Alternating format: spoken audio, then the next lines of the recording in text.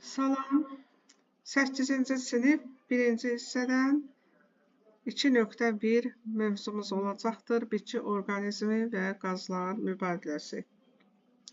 Baxırıq, burada çiçəkli bitkilərin əksəriyyətinin yarpaqları, gövdələri, kökləri, yəni vegetativ orqanları var. Bu orqanların hərəsinin özlərinə məxsus başlıca funksiyaları və quruluşları mövcuddur və yaxud forma və ölçülərinə görə onların hüceyrələri bir-birindən fərqlənmiş olur. Burada soruşulur, sizcə nə üçün hüceyrələrin hamısı eyni deyil? Çünki onlar müxtəlif funksiyalar yerinə yetirirlər başlıca olaraq, ona görə də eyni formada, ölçüdə deyirlər. Necə düşünürsünüz? Hüceyrələr və toxumalar hansı xüsusiyyətlərinə görə orqanlarda birləşir? Başlıca funksiyaları olsa da orqanları əmələ gətirən hüceyrələr arasında sıx qarşılıqlı əlaqə də mövcuddur ki, bunun sayəsində orqanizm bütövlükdə fəaliyyət göstərmiş olur. Açar sözlərə gəlincə, bildiyiniz kimi meristima, parenxim, örtük toxuması, mexaniki toxuma, ötürücü toxuma bu toxuma qruplarının adlarıdır, hansı ki, bitkilərdə rast gəlinir. Bildiyiniz kimi, adətən bitkilərdə olan toxumalar mənşəyinə görə iki qrup təşkil edir, törədici toxumalar və daimi toxumalar. Fəaliyyətdə deyilir, bitki orqanizminin ixtisaslaşmış hüceyrələri burada verilibdir. Gördüyünüz kimi hüceyrələrdir, funksiyaları soruşulur, mühüm xüsusiyyətləri nədir, onlar soruşulur və s. Bax, bu sorucu zona, kökə aid olan sorucu zonada yerləşən əmci tellərdir. Bunların başlıca funksiyası torpaqdan qidalanmanı təmin etməkdir. Mühüm xüsusiyyətlərinə gəlincə, gördüyünüz kimi uzun çıxıntılara malikdir və böyük vakuola malikdirlər. Bu isə yarpağın parenximası, fotosintezci parenxima sütunvari toxuma hüceyrələrdir. Başlıca funksiyası fotosintezi həyata keçirməkdir. Həmçində qazlar mübadiləsində iştirak edir.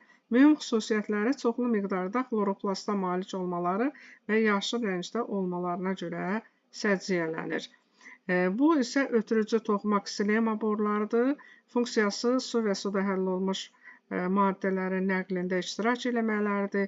Mühüm xüsusiyyətlərə gəlincə isə qalın qılafa malik olmaları, enli ara kəsmələrinin dağılması və cansız hüceyrələrdən ibarət olmasıdır. Bu isə ağızcıq hüceyrələridir. Dərici hüceyrələrində yerləşir, dərici hüceyrələrin arasında yerləşir.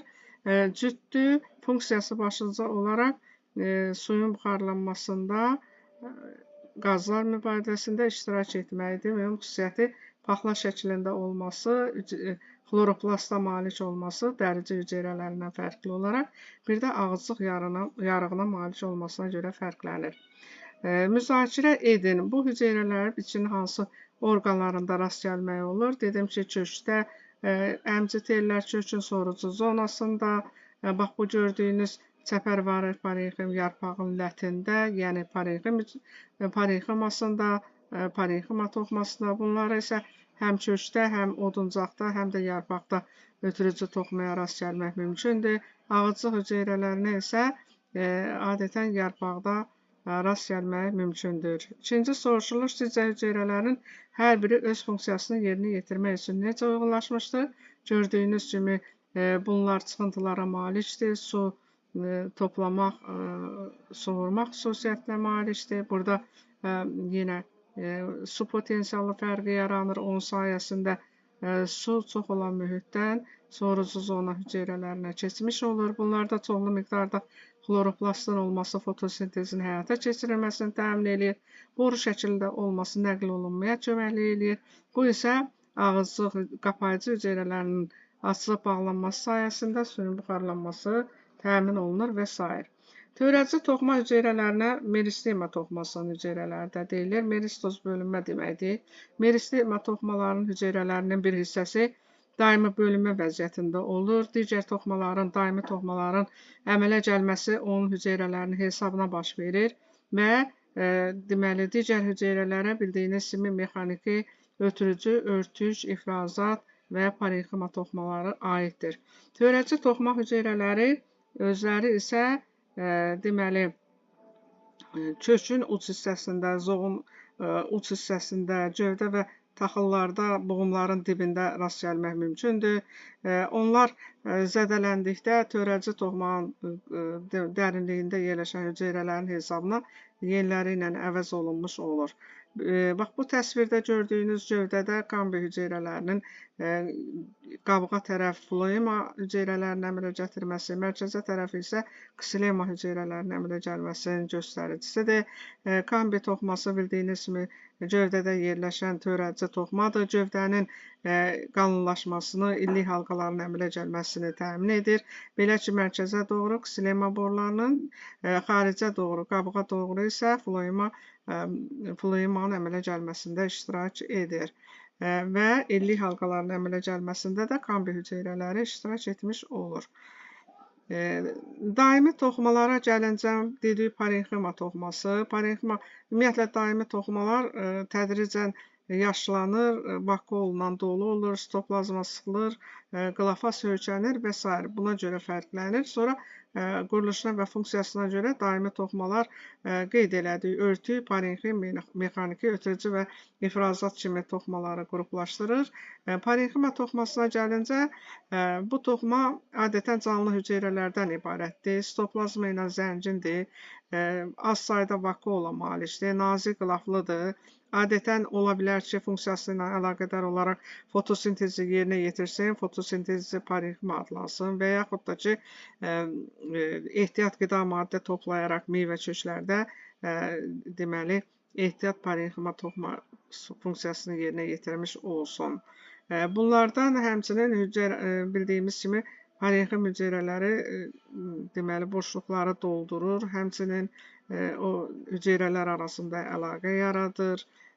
Sonra həmçinin bunların arasında pH hüceyrələr adlanan parenxim hüceyrələri də var ki, fotosintez məhsullarının və ya digər qida maddələrinin daşınması zamanı sıx əlaqəli olduqları floema borularına yoldaşlıq etmiş olurlar. Örtük toxumaya gəlincə, örtük toxuma bitkinin bütün səthini xaricdən örtür, bütün orqanlarını xaricdən örtür, həmçinin əlaqə yaradır və yaxud su itkisinin qarşısını alınır, mexaniki və kimyəvi təsirlərdən qoruyur və s.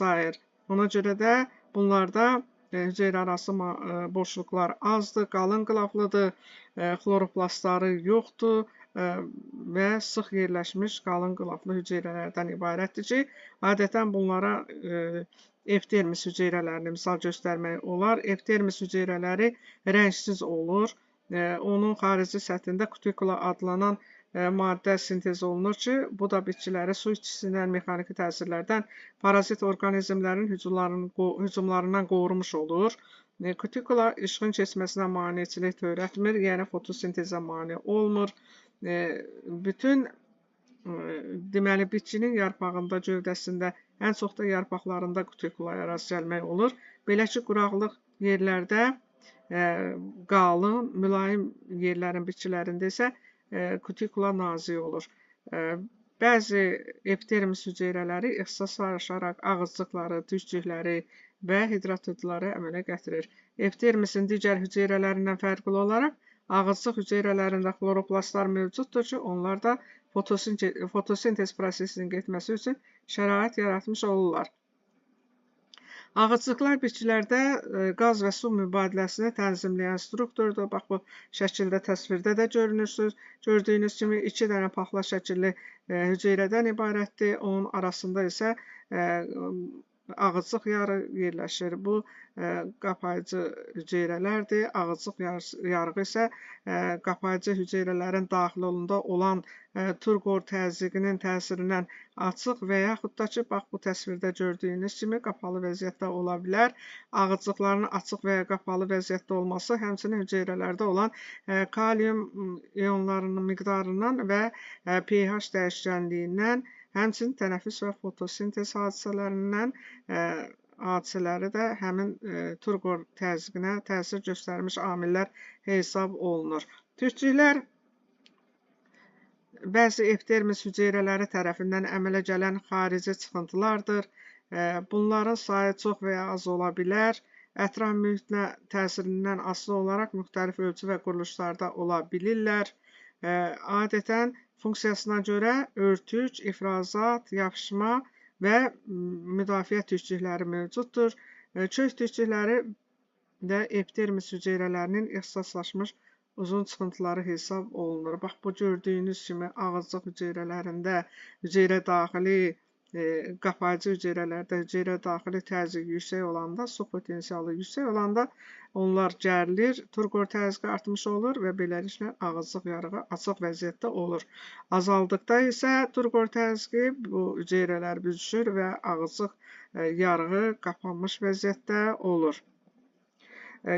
Çoxillik bitkilərdə, köklərdə və gövdələrdə epidermis hüceyrəsi mantar adlanan örtük toxuma ilə əvəz olunur. Mantar toxuması çoxqatlı hüceyrələrdən ibarətdir. Ağızcıqları yoxdur.